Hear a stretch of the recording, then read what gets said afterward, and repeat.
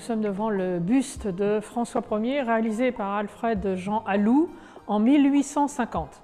Alors l'artiste, qui est un artiste qui a travaillé sur la restauration du château de Blois, a réalisé ce buste en prenant pour modèle des portraits de François Ier. Des portraits de François Ier, il y en a deux qui sont célèbres, deux portraits officiels, celui de Jean Clouet et celui du Titien. Alors ici, le modèle, c'est celui du Titien. Pourquoi? Parce qu'on voit que le visage du souverain est de profil. En fait, le peintre italien Tiziano Vecellio, de son vrai nom, était parti d'une médaille, parce qu'il n'a pas portraituré le souverain en vivant. Donc il n'était pas devant lui, il l'a fait d'après une médaille, d'où ce portrait de profil.